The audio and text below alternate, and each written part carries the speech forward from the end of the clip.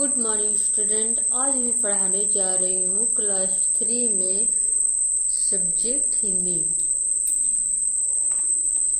Chapter number 2 सच का मूल्य। पाठ का नाम है शीर्षक है सच का मूल्य। गंगादास बहुत ईमानदार, परिश्रमी और स्वामी भक्त था। उसकी पिछली पीढ़ियां भी ऐसी ही थी। वह एक जमींदार के यहाँ नौकरी करता था। जमींदार उसकी सेवाओं से बहुत प्रसन्न था। गंगादास बहुत ईमानदार था और उसके जो बाप दादा थे वो भी पिछली पीढ़ियां आने के उसके जो दादा परदादा जो भी थे वो भी ऐसे ही थे। कैसे? ईमानदार और बहुत ही परिश्रमी। गंगादास बहुत गरीब था। वो अपने 10 वर्षीय बालक सुदामा को किसी अच्छे स्कूल में पढ़ा लिखा नहीं पा रहा था।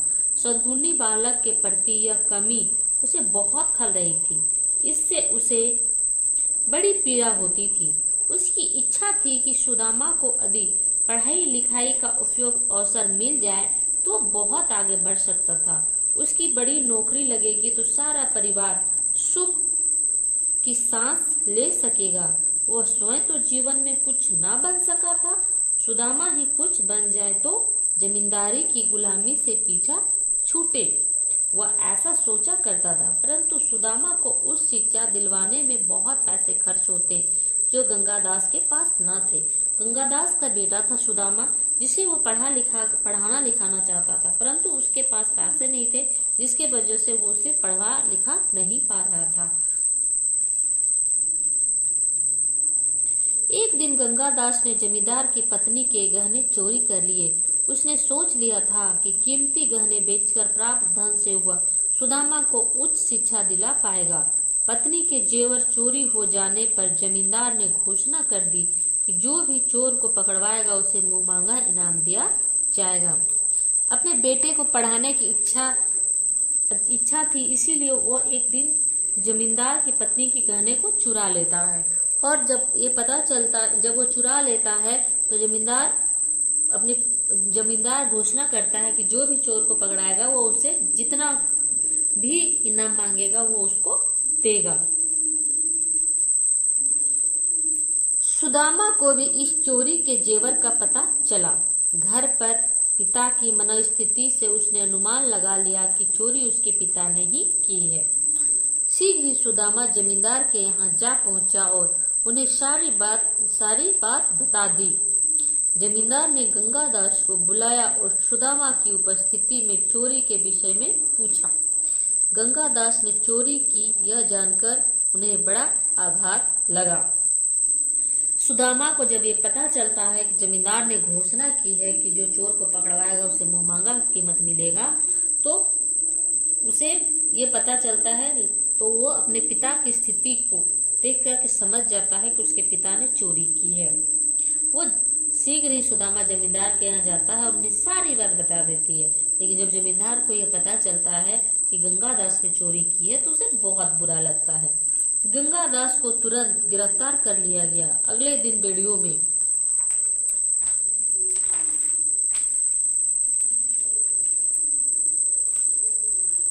जकड़कर उसे राजा के दरबार में प्रस्तुत किया गया।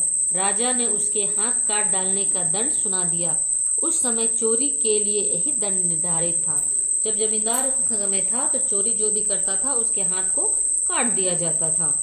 इसके पश्चात राजा ने सुदामा से पूछा, बोलो सुदामा, तुम्हारी सच्चाई और निष्कपटता पर तुम्हें क्या पुरस्कार दिया जाए? हम तुम्हारी सच्चाई से बहुत खुश हुए। बताओ क्या पुरस्कार चाहते हो? जमींदार सुदामा से पूछता है कि तुमने चोर को पकड़वा दिया, बताओ तुम्हें क्या पुरस्कार चाहिए? वो बोलता है, आप मेरे पिता को छोड़ दीजिए और मुझे दंड दे दीजिए, क्योंकि मैं ही इस चोरी का वास्तविक कारण हूँ। मेरी शिक्षा दीक्षा के लिए पिता ने चोरी की, अन्यथा वे तो स्वामी भक्त कर्मचारी रहे हैं। यह बात जमींदार साहब भी जानते थे। सुदामा हाथ जोड़कर विनय पूर्वक बोला। सुदामा कहता है कि आप मेरे पिता को छोड़ दीजिए और मुझे सजा दीजिए, क्योंकि ये चोरी जो हुई है वो मेरे पिता ने मेरे लिए की है, इसलिए ये दंड का भागी मैं हूँ। अब तो सुदामा की पितृभक्ति से चकित होकर प्रफुल्लित हो गए। साथ ही उन्हें दुख हुआ उन्हें राज्य में एक स्वामी भक्त कर्मचारी का होनहार बालक उच्च शिक्षा ग्रहण नहीं कर पा रहा है। वो उसकी ये भक्ति से, पिता के प्रति ये भक्ति से वो बहुत खुश होते हैं। कौन? जमींदार। और उस साथ ही दुख भी होता है कि एक स्वामी भक्त कर्मचारी का जो बेटा है होनहार है, परंतु वो उचित शिक्षा नहीं ग्रहण कर पाता है। इस बात से जमींदार बहुत दुखी होते हैं। तो स्टूडेंट, आज हम ये यहीं तक पढ़ेंगे। नेक्स्ट अगली कक्षा में हम आगे का ये पूरी कहानी आपको पढ़ाएंगे। तो अभी तक के लिए आपका होमवर्क ये है कि जितना भी हम पढ़ाए हैं यहाँ से ये पूरा पाठ आप इसे अपनी कॉपी में राइटिंग लिख लेंगे, अच्छे अक्षरों में, सुलेख में। आपका होमवर्क यही है। Thank you.